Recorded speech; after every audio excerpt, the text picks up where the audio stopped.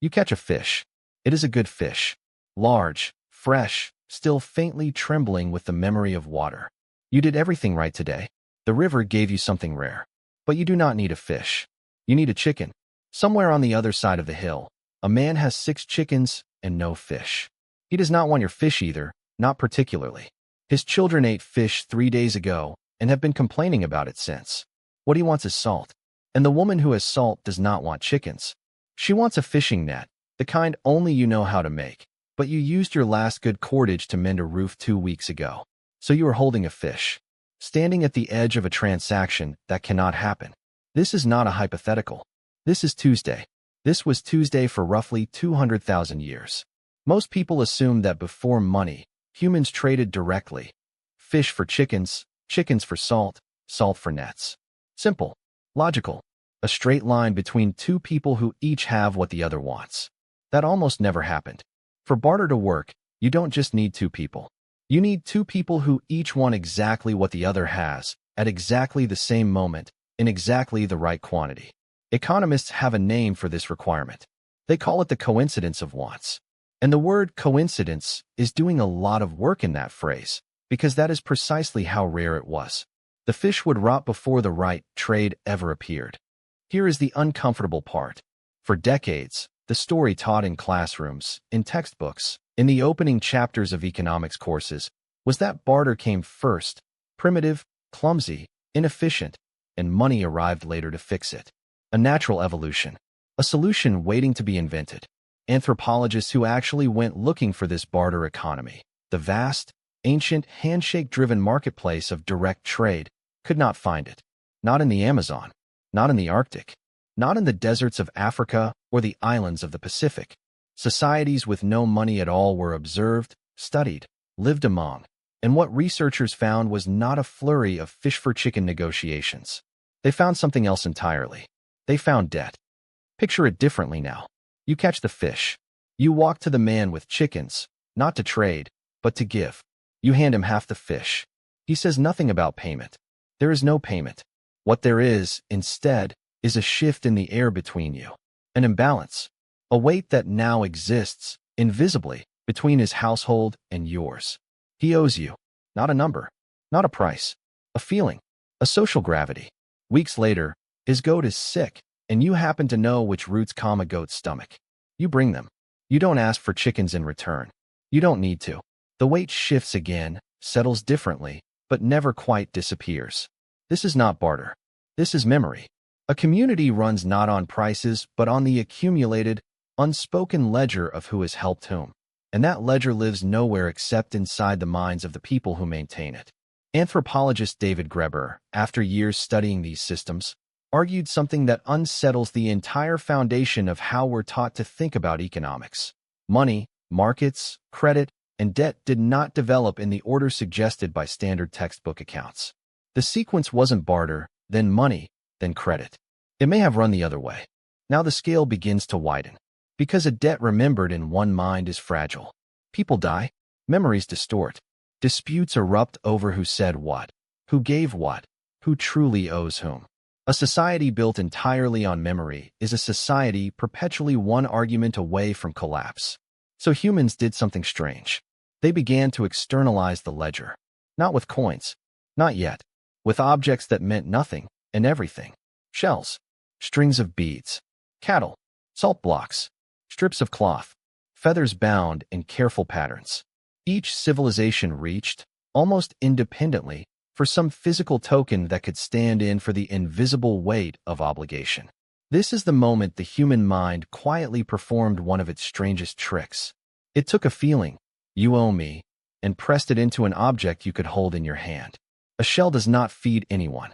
A shell does not build a roof. A shell is, in every practical sense, useless. And yet, for the first time, a debt could outlive the people who created it. It could be carried, hidden, buried, inherited, stolen. Obligation became portable. And once obligation can move, so can power. Consider the island of Yap in the Western Pacific. Long before contact with the outside world reshaped its economy, the people of Yap used massive carved stone discs, some larger than a person, as a form of currency. These stones, called rai, were quarried on distant islands and transported across open ocean on rafts, at extraordinary risk, by people who in some cases never returned. Here is the detail that should unsettle you. The stones were so large that many of them never moved again once they reached the island. They sat outside a home, or along a path, permanently. Ownership simply changed. Publicly, verbally, socially. Everyone in the village remembered, collectively, who now owned which stone. Even if the stone never physically belonged to that person's household, even if it sat 50 feet from where they slept. This means something almost vertiginous. Money, in this case, was not the object at all. The stone was irrelevant. The agreement about the stone, the shared, collective, socially enforced memory, was the actual currency. A story everyone believed at the same time. And this is where the investigation stops being about ancient economics and starts becoming something closer to an investigation of the human mind itself. Because what is a dollar really? A piece of paper with no nutritional value, no warmth, no shelter. It cannot be eaten. It cannot be worn in a storm. Its only power exists because millions of strangers, most of whom will never meet, have agreed, without ever discussing it, to believe in it simultaneously. The stone disc on Yap and the number in your banking app are not as different as they first appear. Both are fictions. Extremely useful, civilization-building fictions, but fictions nonetheless. Before any of these tokens existed, though, there was a force even older than debt, even older than reciprocity. It is called the gift economy, and it is far stranger than the name suggests. In many small-scale societies studied by anthropologists, giving something away was not a transaction at all. It was closer to a performance, sometimes a competition. Among certain indigenous peoples of the Pacific Northwest coast, there existed a ceremonial practice known as the potlatch, an event where a host would give away, or sometimes deliberately destroy, enormous quantities of wealth. Blankets, canoes, food, carved goods. The more a person gave away, the higher their status climbed. Pause on that. Status was not won by accumulating. It was won by emptying yourself out in front of everyone who mattered. This single fact should rearrange something in how you think about value. We assume, instinctively, that wealth means having. For a significant stretch of human history, in numerous independent cultures, wealth meant the opposite. It meant giving until it hurt, publicly, and being remembered for it. The fish, the chicken, the carved stone, the dollar in your pocket, none of it was ever really about the object. It was about being seen, being remembered, being woven into the invisible architecture of who owes what to whom, who is trusted, who belongs. So return, now, to the man holding the fish. He is not a primitive figure haggling clumsily before the invention of something smarter. He is operating a system so cognitively demanding that no other species on Earth has ever managed to replicate it. A shared fiction, held in multiple minds at once, that allows strangers, people who do not love each other, do not know each other, may never meet again, to cooperate anyway. Money did not free us from that system. It compressed it, hardened it, made it portable enough to cross oceans and outlive empires.